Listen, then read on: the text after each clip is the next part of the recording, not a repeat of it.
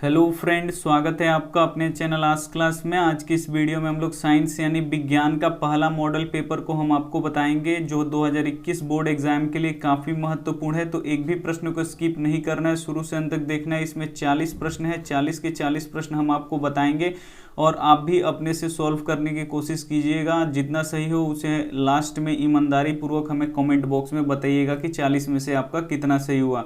अगर अभी तक आपने चैनल को सब्सक्राइब नहीं किया है तो सब्सक्राइब कर दीजिए, साथ में बेल आइकन आएगा उसको भी प्रेस कर लीजिए और उसको ऑल पे प्रेस कीजिएगा ताकि जब भी हम कोई वीडियो अपलोड करें तो सबसे पहले नोटिफिकेशन आप तक पहुंचे। आइए शुरू करते हैं यहाँ पे पहले नंबर प्रश्न से। तो यहाँ पे देखिए पहला प्रश्न आ गया स्क्रीन पे। पहला प्रश्न ही काफ़ी महत्वपूर्ण है और ये प्रश्न हम करवा चुके हैं। किस दर्पण की फोकस दूरी ऋणात्मक लिया जाता है? बोला गया है यहाँ पे कि वह कौन सा दर्पण है जिसकी फोकस दूरी हम ऋणात्मक लेते हैं। ए ऑप्शन है समतल दर्पण, बी ऑप्शन है अवतल दर्पण, सी ऑप्शन है उत्तल दर्पण, डी ऑप्शन है इनमें से सभी। तो किस दर्पण की फोकस दूरी ऋणात्मक लिया जाता है? तो ये अवतल दर्पण का लिया जाता है, यानी यहाँ पे बी ऑप्शन क्या हो जाएगा? बिल्कुल सही हो जाएगा। एक भी प्रश्न को स्किप नहीं करना है। आप लोग देखिए, देखने से ये पता चलेगा कि हमारी तैयारी कैसी है। आइए देखते हैं यहाँ पे दूसरा प्रश्न। यहाँ पे दूसरा प्रश्न भी देखिए हम करवा चुके हैं। यहाँ पे देखिए लेंस की फोकस दूरी एफ और वक्रता त्रिज्या आर में क्या संबंध होता है? काफी महत्वपूर्ण प्रश्न है, वीवीआई प्रश्न है, परीक्षाओं में पूछे जाने वाला प्रश्न है। ए ऑप्शन है एफ बराबर आर, बी ऑप्शन है एफ बराबर आर बट्टा 2, सी ऑप्शन है एफ बराबर आर बट्टा 3, डी ऑप्शन है यहाँ पे एफ बराबर आर बाई 4। तो यहाँ पे लेंस की फोकस दूरी एफ और वक्रता त्रिज्या आर के बीच में क्या संबंध होता है? तो एफ बराबर क्या होता है? स्मॉल एफ बराबर क्या होता है? आर बट्टा यहाँ पे 2 होता है। यानी जो फोकस दूरी होती है वो वक्रता त्रिज्या की आधी होती है, यानी यहाँ पे भी बी ऑप्शन क्या हो जाएगा? बिल्कुल सही हो जाएगा। और एक भी प्रश्न को स्किप मत कीजिएगा, देखिए काफी महत्वपूर्ण प्रश्न है तो आप इसे जरूर देखें। यहाँ पे 3 नंबर प्रश्न देखिए काफी महत्वपूर्ण है। निम्न में से किस माध्यम का अपवर्तनांक अधिक होता है? यहाँ पे ए ऑप्शन है हवा, बी ऑप्शन है जल, सी ऑप्शन है सीसा, डी ऑप्शन है हीरा। 3 नंबर प्रश्न में यहाँ पूछा गया है कि निम्न में से किस माध्यम का अपवर्तनांक सबसे अधिक होता है? तो किसका अपवर्तनांक सबसे अधिक होता है? तो जो हीरा होता है उसका अपवर्तनांक क्या होता है? अधिक होता है, यानी यहाँ पे डी ऑप्शन क्या हो जाएगा? बिल्कुल सही हो जाएगा। आइए देखते हैं अगला प्रश्न। यहाँ पे 4 नंबर प्रश्न देखिए काफी महत्वपूर्ण है। 4 नंबर प्रश्न यहाँ पे देखिए सामान्य दृष्टि के लिए सुस्पष्ट दृष्टि की अल्पतम दूरी। यहाँ पे देखिए अल्पतम दूरी यानी न्यूनतम दूरी पूछा गया कि स्पष्ट देखने की न्यूनतम दूरी कितनी होती है। ए ऑप्शन है 25 मीटर, बी ऑप्शन है 25 सेंटीमीटर, सी ऑप्शन है 25 मिलीमीटर, डी ऑप्शन है इनमें से कोई नहीं। तो यहाँ पे देखिए सामान्य दृष्टि के लिए सुस्पष्ट यानी स्पष्ट देखने के लिए अल्पतम दूरी, यानी यहाँ पे सबसे न्यूनतम दूरी क्या होता है? तो 25 सेंटीमीटर होता है, ये भी आपको पता है। यहाँ पे बी ऑप्शन क्या हो जाएगा? बिल्कुल सही हो जाएगा। जो 25 सेंटीमीटर क्या हो जाएगा हम लोगों का? बिल्कुल सही जवाब हो जाएगा। ये देखते हैं अगला प्रश्न। यहाँ पे देखिए काफी महत्वपूर्ण प्रश्न है। यहाँ पे 5 नंबर प्रश्न देख लीजिए। यहाँ पे श्वेत प्रकाश का कौन सा रंग किसी प्रिज्म से गुजरने के पश्चात सबसे कम झुकता है? बोल रहा है कि वो कौन सा श्वेत प्रकाश का रंग है जो प्रिज्म से गुजरता है तो उसका झुकाव सबसे कम होता है। ए ऑप्शन है बैगनी, बी ऑप्शन है नीला, सी ऑप्शन है लाल, डी ऑप्शन है पीला। काफी महत्वपूर्ण प्रश्न है तो एक भी प्रश्न को स्किप मत कीजिएगा, शुरू से अंत तक देखते रहिए और जो प्रश्न आपको याद नहीं है उसे नोटबुक पे लिख के याद कर लीजिएगा। और ये सेशन कैसा लगा आप हमें जरूर बताइएगा। ऐसे प्रश्न और भी चाहिए आपको, ये भी हमें आप कमेंट करके बता दीजिएगा। इसी तरह मैथ का, हिंदी का मॉडल पेपर हम लाएंगे अगर आपको अच्छा लगेगा तो। यहाँ पे देखिए प्रश्न है कि श्वेत प्रकाश में कौन सा रंग होता है जो प्रिज्म से गुजरने के पश्चात सबसे अधिक, मतलब यहाँ पे सबसे कम विचलन होता है? तो जो लाल रंग होता है वो सबसे कम विचलन होता है, यानी यहाँ पे सी ऑप्शन क्या हो जाएगा? बिल्कुल सही हो जाएगा। और सबसे अधिक विचलन किस रंग का होता है? तो बैगनी रंग का। अगर यहाँ पे पूछता है कि सबसे अधिक किस रंग का विचलन होता है तो बैगनी रंग हो जाता है। और पूछा गया यहाँ पे सबसे कम, तो सबसे कम विचलन किसका होता है? यहाँ पे लाल रंग का। ये देखते हैं अगला प्रश्न। यहाँ पे 6 नंबर प्रश्न। 6 नंबर प्रश्न यहाँ पे देखिए काफी महत्वपूर्ण है। निकट दृष्टि दोष को किस लेंस के उपयोग द्वारा संशोधित किया जाता है? जब किसी व्यक्ति को निकट दृष्टि दोष हो जाता है तो उसके निवारण के लिए कौन सा लेंस लगाया जाता है? ए ऑप्शन है अवतल लेंस, बी ऑप्शन है उत्तल लेंस, सी ऑप्शन है द्विफोक्सी लेंस, डी ऑप्शन है इनमें से सभी। यहाँ पे बताना है कि जब किसी व्यक्ति को निकट दृष्टि दोष हो जाता है तो उसमें कौन सा लेंस लगाया जाता है? तो कौन सा लेंस लगाया जाता है? अवतल लेंस लगाया जाता है। परीक्षा के लिए ये काफी महत्वपूर्ण है, ये प्रश्न जरूर आते हैं। तो यहाँ पे ए ऑप्शन क्या हो जाएगा, बिल्कुल सही हो जाएगा। और यहाँ पे जब दूरदृष्टि दोष हो जाता है तो उसमें कौन सा लेंस लगाया जाता है, अवतल लेंस लगाया जाता है। तो ये भी आपको पता होना चाहिए, साथ में ये भी प्रश्न आपको याद होना चाहिए। यहाँ पे देखिए 7 नंबर प्रश्न काफी महत्वपूर्ण है।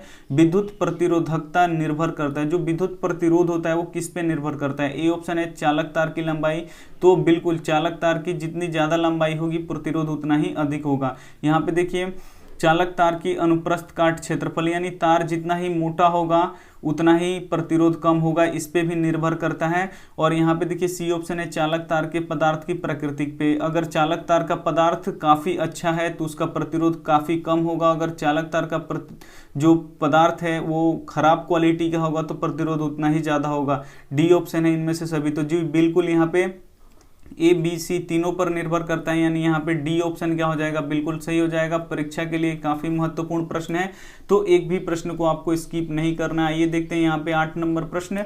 8 नंबर प्रश्न यहाँ पे देखिए क्या है, विद्युत शक्ति का एसआई मात्रक है। इसमें से बताना है कि कौन विद्युत शक्ति का एसआई मात्रक है। ए ऑप्शन है वाट, बी ऑप्शन है वाट घंटा, सी ऑप्शन है यूनिट, डी ऑप्शन है ओम। तो यहाँ पे देखिए विद्युत शक्ति का एसआई मात्रक क्या होता है, तो वाट होता है, यानी यहाँ पे ए ऑप्शन क्या हो जाएगा, बिल्कुल सही हो जाएगा। अगर अभी तक आपने चैनल को सब्सक्राइब नहीं किया तो सब्सक्राइब कर दीजिए, वीडियो को लाइक कर दीजिए ताकि ये प्रश्न और भी बच्चों तक पहुंच सके। और अपने स्टडी ग्रुप में इस वीडियो को जरूर शेयर कीजिए। नीचे ऐसे तीर का बटन दिख रहा हो उसको दबाइएगा तो व्हाट्सएप मिलेगा, व्हाट्सएप से आप जिस भी बच्चे को सेंड करना चाहते हैं आप सेंड कर सकते हैं। यहाँ पे देखिए 9 नंबर प्रश्न काफी महत्वपूर्ण है। 1 यूनिट विद्युत ऊर्जा का मान होता है, जो 1 यूनिट विद्युत ऊर्जा होता है उसका मान कितना होता है। ए ऑप्शन है 3.6 गुणे 10 के पावर 3 जूल, बी ऑप्शन है यहाँ पे 3.6 गुणे 10 के पावर 4 जूल, यहाँ पे सी ऑप्शन है 3 गुणे 6 गुणे 10 के पावर 5 जूल, डी ऑप्शन है यहाँ पे 3.6 गुणे 10 के पावर 6 जूल।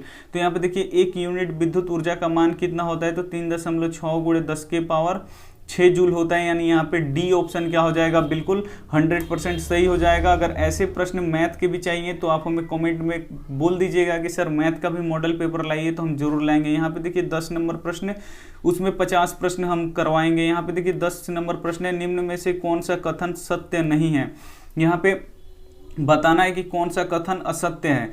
यहाँ पे देखिए ए ऑप्शन है विद्युत जनित्र विद्युत चुंबकीय प्रेरण पर कार्य करता है, तो बिल्कुल यहाँ पे सही जवाब है। जो विद्युत जनित्र होता है वो विद्युत चुंबकीय प्रेरण पर कार्य करता है, यानी यह सही हो गया। यहाँ पे पूछा गया है कि कौन सत्य नहीं है, तो ये तो सही हो गया। यहाँ पे बी ऑप्शन देखिए विद्युत मोटर विद्युत ऊर्जा को यांत्रिक ऊर्जा में बदलता है, तो बिल्कुल ये भी सही बात है। यहाँ पे देखिए सी ऑप्शन है चुंबकीय बल रेखाएं परस्पर नहीं काटते हैं। जो चुंबकीय क्षेत्र रेखाएं होती हैं, जो चुंबकीय बल रेखाएं होती हैं, एक ही बात है, वो आपस में कभी किसी को नहीं काटती हैं, ये भी सही बात है। यहाँ पे देखिए हरे विद्युत रोधक वाले तार प्रायः विद्युतमय तार होते हैं, नहीं, जो हरा तार होता है वो विद्युत धनात्मक तार नहीं होता है। लाल रंग का जो तार होता है वो विद्युत धनात्मक तार होता है, यानी यहाँ पे डी ऑप्शन गलत हो गया। यहाँ पे डी ऑप्शन क्या हो जाएगा, यहाँ पे सही हो जाएगा। यहाँ पे डी ऑप्शन क्या हो जाएगा, सही हो जाएगा। ये देखते हैं अगला प्रश्न। यहाँ पे एक भी प्रश्न को स्किप नहीं करना है, शुरू से अंत तक देखना है। काफी महत्वपूर्ण प्रश्न है, इससे ये पता चलेगा कि आपकी तैयारी कैसी है। यहाँ पे देखिए 11 नंबर प्रश्न है, फ्लेमिंग के वाम हस्त नियम में बाएं हाथ का जो मध्यमा है वो संकेत करती है। जो फ्लेमिंग का बायां हस्त नियम है उसमें जो मध्यमा उंगली होती है वो किसी ओर संकेत करती है। ए ऑप्शन है चालक तार पर आरोपित विद्युत बल की दिशा पर, बी ऑप्शन है यहाँ पे चुंबकीय क्षेत्र की दिशा, सी ऑप्शन है चालक में प्रवाहित विद्युत धारा की दिशा, डी ऑप्शन है इनमें से कोई नहीं। तो यहाँ पे आपको बताना है कि जो फ्लेमिंग का बायां हस्त नियम है उसमें जो मध्यमा उंगली है वो किस तरफ संकेत करती है, तो ये चालक में प्रवाहित विद्युत धारा की दिशा को बताती है, यानी यहाँ पे सी ऑप्शन क्या हो जाएगा, बिल्कुल सही हो जाएगा। आइए देखते हैं अगला प्रश्न। यहाँ पे 12 नंबर प्रश्न, तो यहाँ पे देखिए 12 नंबर प्रश्न आप देख लीजिए। 12 नंबर प्रश्न है चुंबक के भीतर चुंबकीय क्षेत्र रेखाओं की दिशा क्या होती है।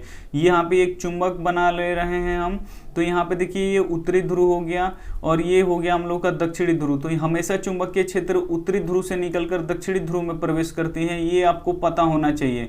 और चुंबक के भीतर क्या होता है, दक्षिणी ध्रुव से निकलकर उत्तरी ध्रुव में प्रवेश करती हैं, ये उल्टा होता है चुंबक के अंदर। और चुंबक के बाहर क्या होता है कि उत्तरी ध्रुव से निकलकर दक्षिणी ध्रुव में प्रवेश करती है बाहर में, चुंबक के बाहर। और अंदर क्या होता है कि दक्षिणी ध्रुव से निकलकर उत्तरी ध्रुव में जाती है। तो यहाँ पे पूछे गए चुंबक के भीतर यानी अंदर का बात बोला गया है कि चुंबकीय क्षेत्र रेखाएं की दिशा क्या होती है? ए ऑप्शन है उत्तरी ध्रुव से दक्षिण ध्रुव की ओर, तो यहाँ पे बिल्कुल गलत हो जाएगा, ये बाहर होता है।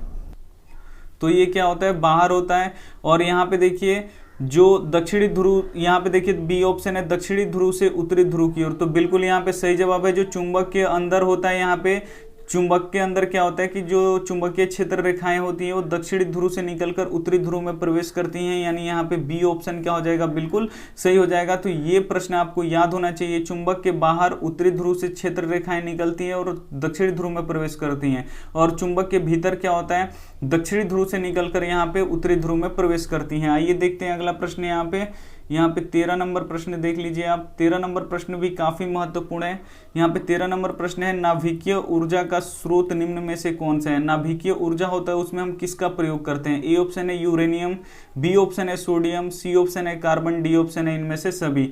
तो यहाँ पे देखिए नाभिकीय ऊर्जा का स्रोत कौन सा है, यानी नाभिकीय ऊर्जा में हम किसका उपयोग करते हैं? तो हम यूरेनियम का उपयोग करते हैं, यानी यहाँ पे ए ऑप्शन क्या हो जाएगा? बिल्कुल सही हो जाएगा। एक भी प्रश्न को स्किप नहीं करना है, सारे महत्वपूर्ण प्रश्न है। यहाँ पे देखिए 14 नंबर प्रश्न है। यहाँ पे देखिए कली चूना का रासायनिक अणुसूत्र क्या है?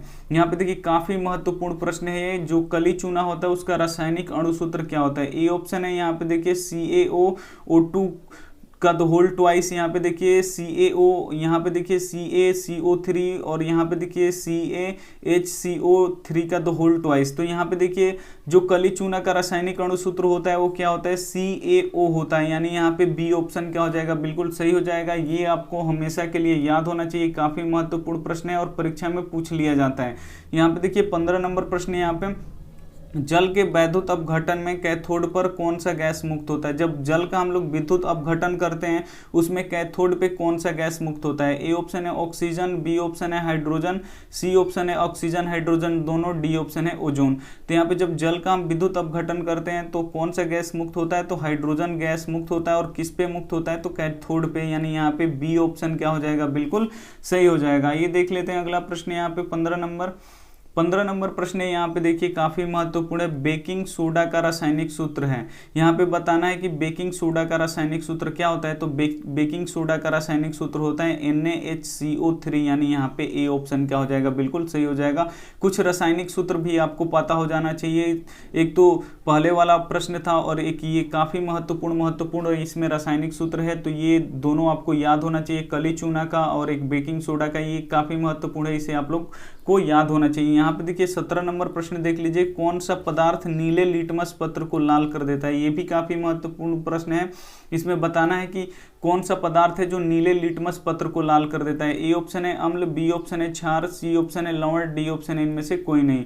तो कौन नीले लिटमस पत्र को लाल कर देता है? जो अम्ल होता है वो नीले लिटमस पत्र को लाल कर देता है, और क्षार क्या करता है? लाल लिटमस पत्र को नीला कर देता है। ये भी आपको पता होना चाहिए। आइए देखते हैं अगला प्रश्न। यहाँ पे 18 नंबर प्रश्न देखिए, काफी महत्वपूर्ण प्रश्न है।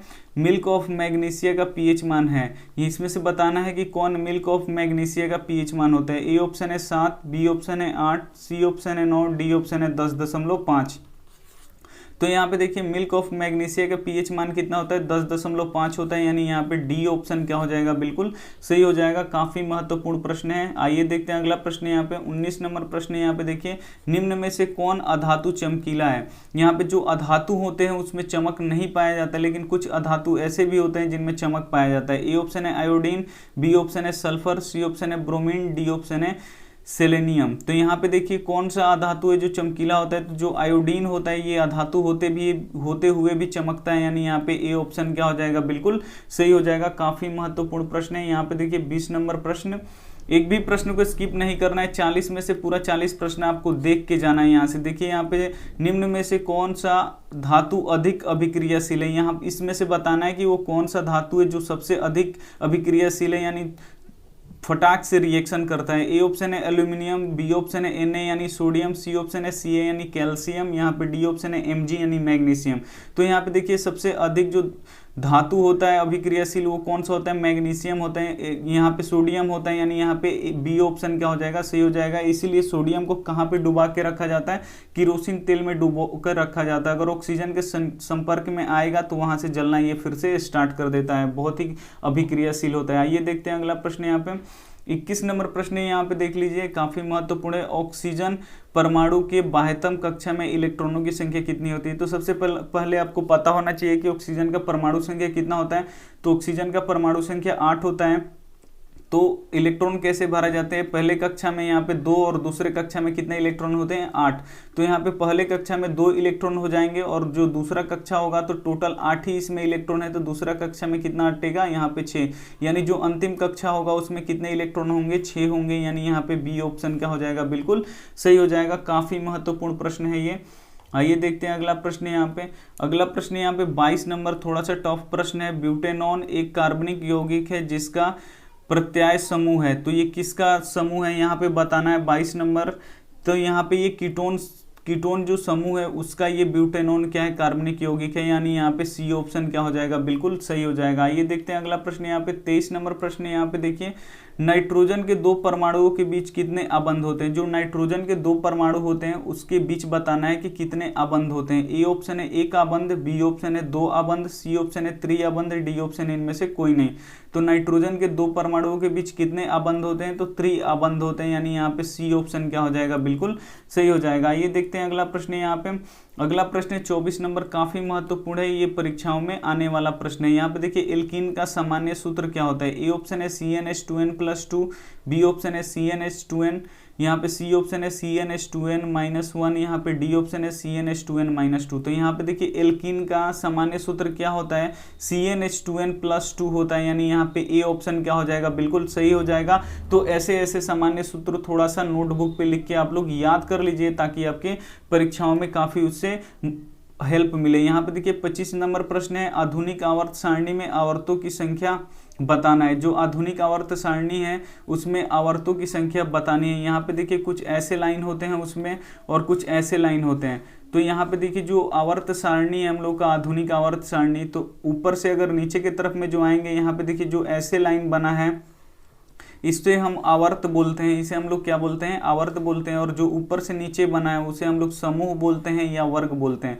तो यहाँ पे जो वर्गों की संख्या है वो 18 है और जो ऐसे लाइन है यहाँ पे देखिए ये जो बन रहा है ये इसे आवर्त बोलते हैं। आवर्तों की संख्या कितना है? तो 7 है। तो ये आपको पता होना चाहिए। अगर वर्ग बोलेगा तो 18 होगा और यहाँ पे आवर्त बोलेगा तो कितना हो जाएगा? 7 हो जाएगा। तो बिल्कुल यहाँ पे आधुनिक आवर्त सारणी में आवर्तों की संख्या कितनी है? 7। यानी यहाँ पे ए ऑप्शन क्या हो जाएगा? सही हो जाएगा। साथ साथ आप वर्गों की भी संख्या याद रखें। कौन सा पूछ देगा इसका कोई भी ठीक नहीं है। यानी वर्ग अगर पूछेगा कि वर्गों की संख्या कितनी होती है तो 18। तो बिल्कुल यहाँ पे ए ऑप्शन क्या हो जाएगा? बिल्कुल सही हो जाएगा। आइए देखते हैं यहाँ पे 26 नंबर प्रश्न। 26 नंबर प्रश्न देखिए, समूह में ऊपर से नीचे जाने पर परमाणु का आकार में क्या परिवर्तन होता है? बोला गया इस प्रश्न में कि समूह में जब हम ऊपर से नीचे आएंगे तो परमाणु के आकार में क्या परिवर्तन होगा? ए ऑप्शन है परमाणु का साइज बढ़ता है, बी ऑप्शन है परमाणु का साइज घटता है, सी ऑप्शन है परमाणु का साइज अपरिवर्तित रहता है, डी ऑप्शन इनमें से कोई नहीं। तो जब हम आवर्त सारणी में ऊपर से नीचे आएंगे तो परमाणु का साइज बढ़ेगा। यानी यहाँ पे ए ऑप्शन क्या हो जाएगा? बिल्कुल सही हो जाएगा। आइए देखते हैं अगला प्रश्न यहाँ पे 27 नंबर प्रश्न। यहाँ पे देखिए, कौन सा एंजाइम इमल्सीकृत वसा का पाचन करता है? इसमें से बताना है कि कौन सा एंजाइम है जो इमल्सीकृत वसा का पाचन करता है। ए ऑप्शन है पेप्सिन, बी ऑप्शन है ट्रिप्सिन, यहाँ पे सी ऑप्शन है लाइपेज, डी ऑप्शन है इनमें से कोई नहीं। तो कौन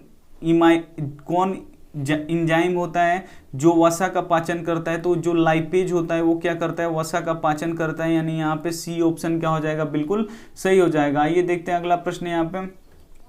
यहाँ पे देखिए अगला प्रश्न है, सामान्य प्रंकुचन रक्तदाब होता है। जो सामान्य प्रंकुचन और शीतलन दोनों होता है वो उसमें बताना है कि प्रंकुचन दाब कितना होता है? रक्तदाब। ए ऑप्शन है 80 mm, बी ऑप्शन है 100 cm, यहाँ पे देखिए 120 mm, यहाँ पे डी ऑप्शन है 130 mm। तो जो प्रंकुचन होता है वो कितना होता है? 120 mm होता है। और जो अनुशीतलन होता है वो कितना होता है? 80 होता है। अगर अनुशीतलन यहाँ पे पूछे तो 80 होगा और 80 mm होगा। और अगर यहाँ पे प्रंकुचन पूछे तो यहाँ पे क्या हो जाएगा? यहाँ पे 120 हो जाएगा। यानी यहाँ पे सी ऑप्शन क्या हो जाएगा? बिल्कुल सही हो जाएगा। ये देखते हैं अगला प्रश्न। यहाँ पे अगला प्रश्न यहाँ पे देखिए काफी महत्वपूर्ण प्रश्न है। यहाँ पे 29 नंबर प्रश्न है, पत्तियों में प्रकाश संश्लेषण द्वारा बना भोजन पादप के अन्य भाग द्वारा किसे भेजा जाता है। यानी जो पौधों में जब प्रकाश संश्लेषण के द्वारा जब भोजन बनता है तो उन भोजनों को पौधे के विभिन्न भागों तक कौन लेके जाता है। ए ऑप्शन है जाइलम, बी ऑप्शन है फ्लोएम, सी ऑप्शन है रंध्र द्वारा, डी ऑप्शन है इनमें से सभी। तो देखिए जो जल का परिवहन होता है वो जाइलम करता है, जब प्रकाश संश्लेषण के द्वारा जो भोजन बनता है उसको पौधों के विभिन्न भागों तक कौन फैलाता है, तो फ्लोएम फैलाता है। यानी यहाँ पे बी ऑप्शन क्या हो जाएगा, बिल्कुल सही हो जाएगा। ये दोनों प्रश्न भी काफी महत्वपूर्ण है तो इसे आपको याद रखना है। यहाँ पे देखिए 30 नंबर प्रश्न, उस पौधे का नाम बताएं जो कलम द्वारा काई का प्रबंधन प्रदर्शित करता है। ए ऑप्शन है गेहूं, बी ऑप्शन है गुलाब, सी ऑप्शन है धान, डी ऑप्शन इनमें से सभी। तो काई का प्रबंधन किस में होता है, तो ये गुलाब में होता है, यानी यहाँ पे बी ऑप्शन क्या हो जाएगा, बिल्कुल सही हो जाएगा। कलम द्वारा काई का प्रबंधन किस में होता है, गुलाब में होता है। ये देखते हैं अगला प्रश्न यहाँ पे 31 नंबर प्रश्न देखिए कितना महत्वपूर्ण है, कालाजर बीमारी किस रोगजनक के कारण होता है। जो कालाजर बीमारी है वो किस रोगजनक के कारण होता है। ए ऑप्शन है प्लाज्मोडियम, बी ऑप्शन है लेशमीनिया, सी ऑप्शन है अमीबा, डी ऑप्शन इनमें से कोई नहीं। तो जो कालाजर बीमारी होता है वो किसके कारण होता है, लेशमीनिया के कारण होता है, यानी यहाँ पे बी ऑप्शन क्या हो जाएगा, बिल्कुल सही हो जाएगा। ये देखते हैं अगला प्रश्न यहाँ पे 32 नंबर प्रश्न देखिए यहाँ पे, निम्न में से कौन सा द्विलिंगी पुष्प है। इसमें से बताना है कि कौन सा द्विलिंगी पुष्प है। ए ऑप्शन है गुलाब, बी ऑप्शन है लौकी का पुष्प, सी ऑप्शन है पपीता का पुष्प, डी ऑप्शन इनमें से कोई नहीं। तो ये भी प्रश्न हम करवा चुके हैं। यहाँ पे देखिए कौन सा द्विलिंगी पुष्प है, तो ये जो पपीता का पुष्प होता है वो द्विलिंगी होता है, यानी यहाँ पे सी ऑप्शन क्या हो जाएगा, बिल्कुल सही हो जाएगा। वीडियो को अभी तक आपने लाइक नहीं किया है तो लाइक कर दीजिए प्लीज। यहाँ पे 33 नंबर प्रश्न देखिए, मानव में घ्राणग्राही स्थित होता है। जो मानव में घ्राणग्राही होता है वो कहाँ स्थित होता है। ए ऑप्शन है आंखों में, बी ऑप्शन है नाकों में, सी ऑप्शन है कानों में, डी ऑप्शन इनमें से सभी में। तो यहाँ पे देखिए जो मानव में घ्राणग्राही होता है वो कहाँ पे स्थित होता है, तो ये नाकों में स्थित होता है, यानी यहाँ पे क्या हो जाएगा, बी ऑप्शन क्या हो जाएगा, बिल्कुल सही हो जाएगा। कुछ नए नए प्रश्न भी आपको देखने को मिल रहे हैं। यहाँ पे देखिए 34 नंबर प्रश्न देखिए, हमारे शरीर में सभी ऐच्छिक क्रियाओं को नियंत्रित कौन करता है।